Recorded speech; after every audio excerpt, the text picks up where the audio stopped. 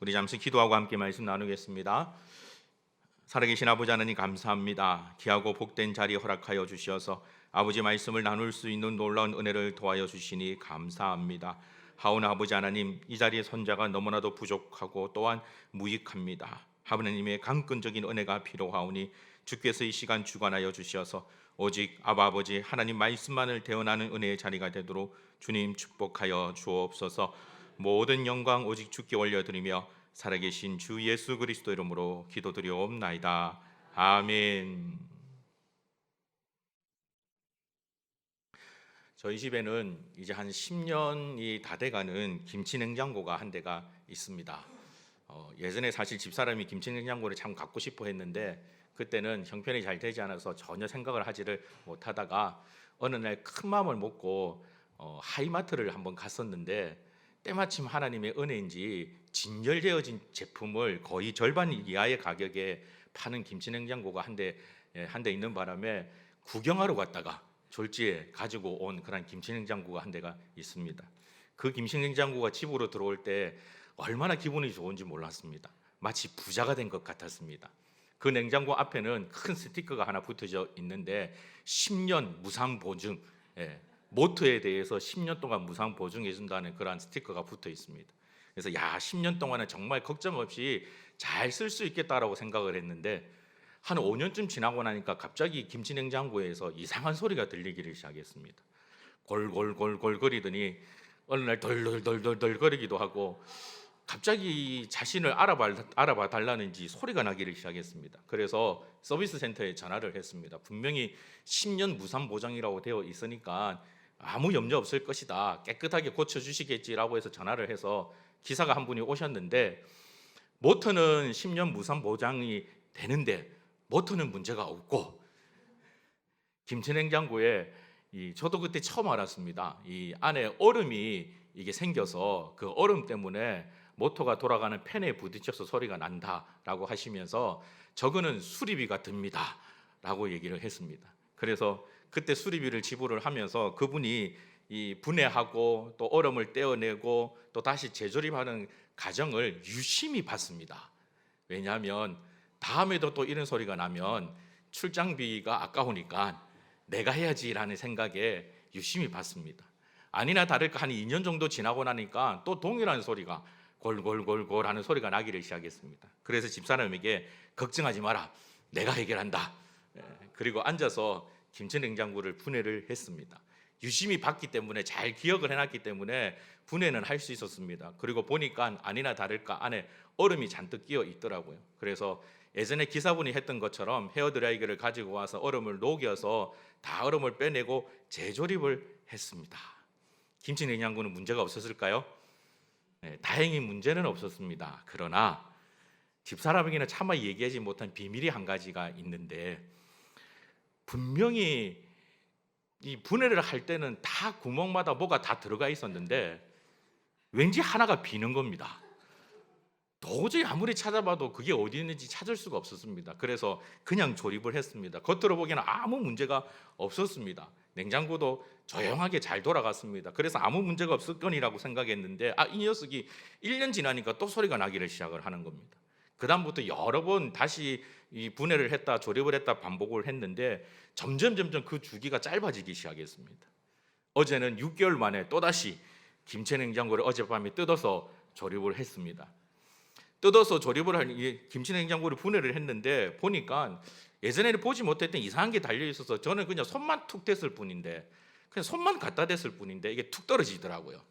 그래서 잽싸게 다리 밑으로 숨겼습니다. 그런데 눈썰미가 빠른 저희 막내가 그걸 보더니 어이구 또 하나 부러뜨렸구나 이러더니 그게 어디서 부러진 건지 위치까지 정확하게 찾아가 저에게 보여주는 겁니다. 저를 닮아서 눈썰미가 있는 것 같습니다. 결국은 또 뭔가나 부품이 지금 상한 채 다시 재조립이 되었습니다.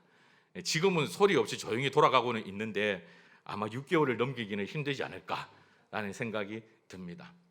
저도 나름대로 흉내를 내어서 분해도 하고 안에 끼어있는 얼음도 제거도 하고 다시 재조립을 해서 가동이 되게끔 만드는데 항상 할 때마다 문제가 생깁니다. 왜 그럴까요? 언젠가 저희 막내가 제 어깨를 치면서 위로한 말이 있습니다. 괜찮아요. 아빠는 서비스 기사 아저씨가 아니잖아요. 아빠는 목사님이니까 괜찮아요. 참 그 말이 위로가 참 많이 되었습니다. 맞습니다. 저는 서비스 기사가 아니기 때문에 정확하게 고칠 수는 없습니다. 그냥 흉내만 낼 뿐이죠. 그러나 그 흉내가 내는 게 사실은 문제가 없는 것처럼 보이지만 조금씩 문제가 발생하고 있습니다. 정확하게 아는 것이 보다 더 중요합니다. 김치 냉장고니까 망정이지 그거보다 더욱더 세밀한 어떤 전자제품이라면 아마 뜯자마자 문제가 생겼습니다. 사실 얼마 전에 이사를 하면서 원래 저희가 썼던 드럼 세탁기가 조금 가족이 저희가 5인 가족이다 보니까 사이즈를 좀 큰 게 있었는데 이사간 집에 이 김치냉장고가 들어가지를 않아서 가만히 보니 이게 분해를 했다가 다시 안에를 넣어서 조립을 하면 될 것 같았습니다. 그래서 분해를 해서 조립을 했는데 영영 돌아가질 않았습니다. 조금 더 복잡한 것들이 오면 할 수가 없습니다. 제 능력이 그렇게 되지 않기 때문에 그렇죠. 제가 그 부분에 대해서 정확하게 배운 것이 아니기 때문에 그렇습니다. 그런데 여러분, 사실 이러한 부분들은 그냥 웃고 넘길 수 있는 생활의 삶의 에피소드입니다만 우리가 하나님께 드리는 믿음은 다릅니다. 만약에 내가 가지고 있는 믿음에 문제가 있다면, 그 믿음이 명확하지 않다면 그것은 우리에게 큰 문제가 될 수 있습니다. 예수님께서 마태복음의 비유로 말씀하실 때 천국 문이 닫혔는데 그 밖에서 슬피 울며 통곡할 자가 있다라고 분명히 말씀했습니다. 심지어 그들은 주여 우리가 주의 이름으로 귀신도 쫓아내고 이적도 행했다라고 말씀합니다. 그러나 주님께서 말씀하시기를 나는 너희를 도무지 알지 못한다라고 말씀하셨죠. 믿음이 중요합니다. 정확한 믿음이 중요합니다. 우리가 구약 성경을 살펴보아도 북이스라엘은 처음부터 끝까지 하나님을 섬겼습니다. 그러나 성경은 북이스라엘에 대해서 설명하면서 그들은 여로보암의 죄에서 한 번도 벗어나지를 않았다라고 말합니다. 그들은 끊임없이 하나님께 나와서 예배를 드렸습니다. 그러나 그들이 예배드렸던 하나님은 여로보암이라는 왕이 만든 금송아지였습니다. 잘 믿는 것 같았지만 그 믿음의 대상이 달랐다라는 것이죠. 오늘 여러분이 읽었던 말씀에도 6절에 믿음이 없이는 하나님을 기쁘시게 하지 못한다라고 말합니다. 믿음이 없이는 하나님을 기쁘시게 하지 못한다라고 말합니다. 그런데 여러분, 이 히브리서의 일자 독자들은 하나님에 대한 믿음이 있었습니다. 하나님을 아는 자들입니다. 그런데 그들을 가리켜 바울은 믿음이 없이는 하나님을 기쁘시게 하지 못한다라고 말합니다. 그것은 그들 가운데 잘못된 믿음, 문제 있는 믿음이 있었다라는 것이죠. 그렇다면 성경이 말하고 있는 제대로 된 믿음은 무엇일까요? 6절에서 이렇게 소개합니다. 하나님께 나아가는 자는 첫째, 반드시 그가 계신 것. 하나님에 대한 정확한 믿음이 있어야 한다라는 거죠. 내가 믿는 믿음의 대상, 그 하나님이 어떠한 분인지를 정확하게 알아야 합니다. 사실 우리는 전지전능하신 여호와 하나님을 믿는다라고 고백합니다. 그러나 그 말 속에 전지전능하신 여호와 하나님이라면 우리의 모든 삶 가운데 불가능이 없는 그러한 하나님을 말씀하는 겁니다. 여러분 삶 가운데 그와 같은 하나님이 계신 것을 믿습니까? 정말 이 하나님을 믿는 자라면, 전지전능하신 여호와 하나님을 믿는다라면 우리 가운데 근심이 없어야 합니다. 염려가 없어야 합니다. 걱정이 없어야 합니다. 내일 먹을 식량이 없다 할지라도, 당장 내가 근무하는 직장에서 잘릴 위기에 놓였다 할지라도, 아니 직장을 잃어버렸다 할지라도 우리는 염려하지 말아야 합니다. 왜냐하면 내가 믿는 하나님이 전지전능하신 여호와 하나님이시기 때문에 그렇습니다. 언젠가 한 목사님께서 말씀하시는 가운데 이런 얘기를 하신 적이 있습니다. 설교하시다가 성도들에게 축복을 자주 하시는 분이셨는데 그날따라 이분이 조금은 장난스럽기도 하고 호기심이 생기기도 해서 성도들에게 이렇게 축복을 했답니다. 지금 당장 죽어서 천국에 가시면 좋겠습니다 라고 축복했습니다. 반응이 어땠을까요? 아멘 그랬을까요? 아무도 아멘 안 하더랍니다. 처음에 이 목사님이 약간 장난스럽게 조금은 설교의 분위기를 조금 바꾸기 위해서, 집중시키기 위해서 그렇게 했는데, 목사님이 그렇게 말씀하시고 난 다음 오히려 이 목사님이 충격을 받으신 겁니다. 우리가 정말 하나님에 대한 믿음이 있다면 천국에 대한 소망이 있다면 지금 당장이라도 하나님 뵈러 갔으면 좋겠습니다, 천국 갔으면 좋겠습니다 라고 하면 자신 있게 아멘이라고 해야 될 텐데, 그렇지가 않구나라는 사실을 깨달은 겁니다. 그리고 곰곰이 묵상해 볼 때 목사님 본인도 그 말씀이, 그 말이 축복이 아니라 약간 조금, 이 전라도 말로 말씀을 드리자면 거시기 하다라는 것을 느끼신 겁니다. 여러분, 우리가 가지고 있는 믿음의 정말 본질이 무엇일까요? 우리는 마치 하나님을 자판기처럼 믿고 있지는 않습니까? 내가 원하는 것, 내가 바라는 것, 그것만 응답해 주시는 하나님을 우리는 생각하고 있지는 않습니까? 사실 우리가 정말 하나님에 향한 믿음의 고백이 있다면 천국 가는 그 일이, 내가 죽는 그 일이 가장 영광스럽고 가장 복된 일이 되어질 줄 믿습니다. 우리 미랄교회 성도님들은 다릅니다, 그렇죠? 그런 은혜가 우리 가운데 있기를 주님의 이름으로 축복합니다. 그런 믿음의 고백이 우리 가운데 있기를 소망합니다. 나는 하나님 한 분만으로 모든 것들이 다 가능합니다 라고 고백할 수 있는 자. 세상의 시각으로 바라볼 때 참 모자란 것이 많고 부족한 것이 많고 없는 것이 너무나도 많고 정말 불쌍하게 살아가는 그런 인생인 것 같은데, 그러나 그럼에도 불구하고 이 하나님에 대한 믿음의 고백이 있다면 그 성도는 세상을 정복하고 다스릴 수 있는 자가 될 수 있다는 겁니다. 오늘 저녁에도 이 철학기도에 오기 위해서 교회차를 제가 운행하다가 늘 틀어놓는 창원 극동 방송에서 아나운서가 이런 멘트를 하는 것을 갑자기 이런 멘트 하는 것을 들었습니다. 그분이 얘기하면서 이런 말씀을 했습니다. 시간 관리에 대해서 얘기를 하자면 세상에서 시간 관리를 가장 못한 분이 한 분이 있는데 그분이 누굴까요? 예수님이랍니다. 시간 관리를 가장 못하신 분이 한 분 있는데 그분이 예수님이랍니다. 예수님의 공생애의 삶을 살펴보면 철저하게 시간 관리를 하신 것이 아니라 너무나도 어이없게 한 번도 시간 관리를 하지 않고 그렇게 생활을 하셨다라는 겁니다. 너무너무나 바쁘셔서 시간 관리가 제대로 되지를 않아서 백구물에서 주무셔야만 되고 정말 급한 여러 가지 많은 상황들 속에서 처했을 수밖에 없는, 그리고 정말 비효율적으로 한 사람을 구원하기 위해서, 한 사람을 만나기 위해서 밤중에 바다를 건너가신, 시간 관리의 입장으로 보면 엉망인 분이 예수님이랍니다. 그런데 그럼에도 불구하고 그분이 이 땅에 3년을 계시면서 세상을 변화시킨 이유는 그분의 시간 관리가 사람들이 생각하는 그런 효율이 아니라 하나님 중심이었기 때문에 가능했다라는 겁니다. 사랑하는 성도 여러분, 하나님이 계신 것을 믿는 자라면 이처럼 하나님 중심으로 살아갈 수 있는 자가 되어야 합니다.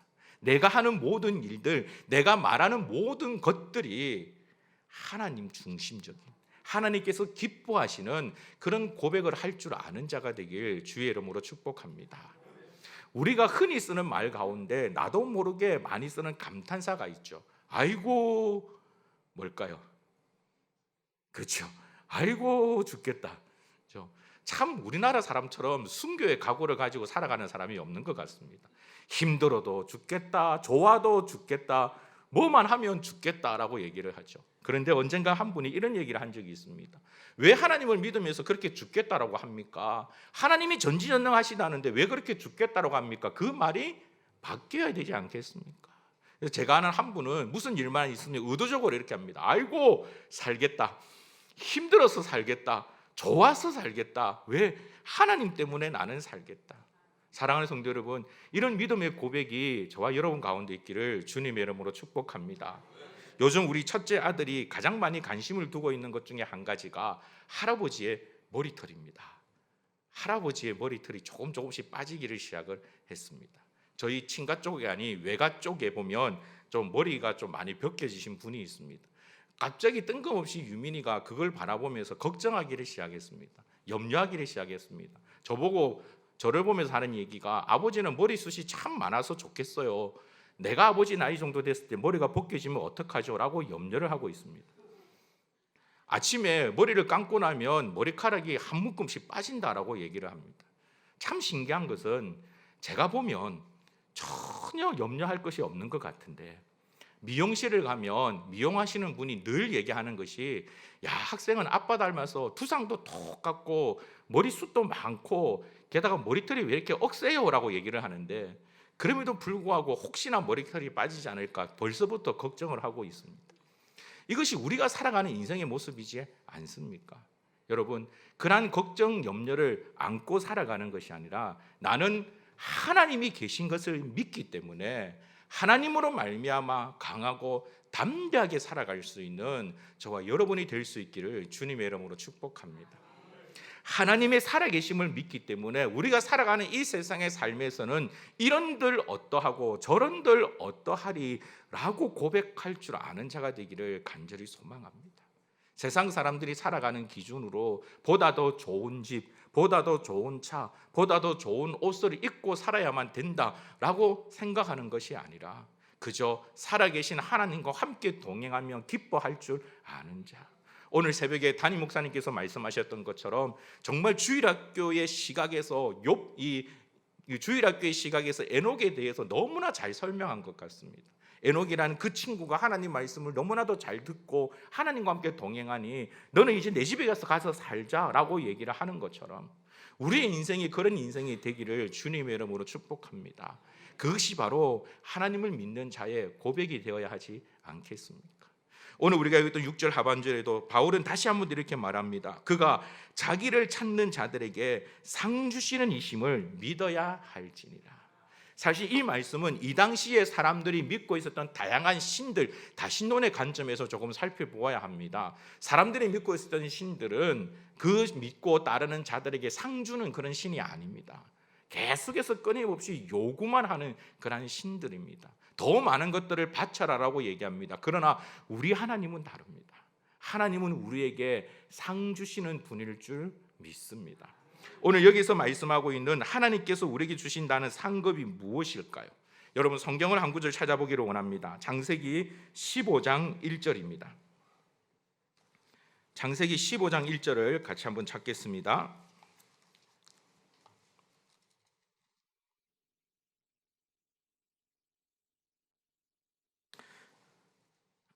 창세기 15장 1절 우리 다 같이 함께 읽겠습니다.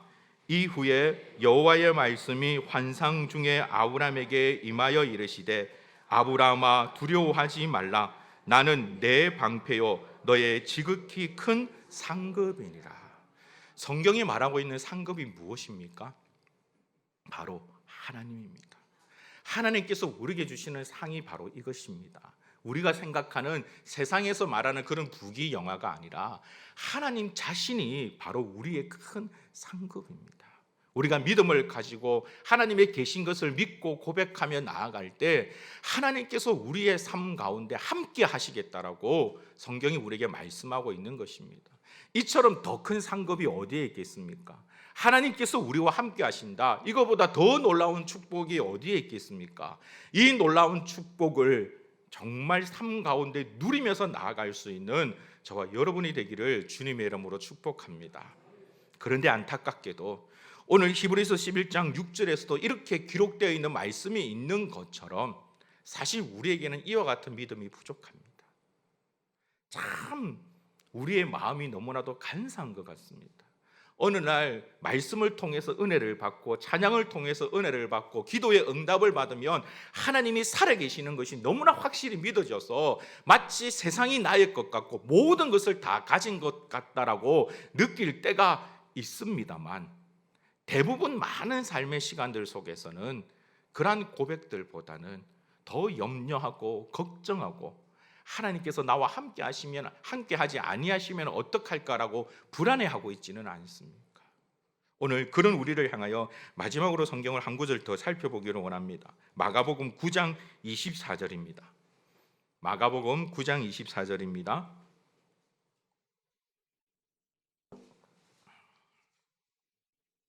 마가복음 9장 24절 신약 성경 69페이지에 있습니다. 다 같이 함께 읽겠습니다.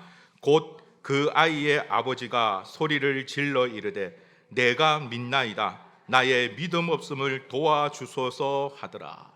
여러분 여기에 보면 정말 놀라운 말씀이 기록되어 있습니다.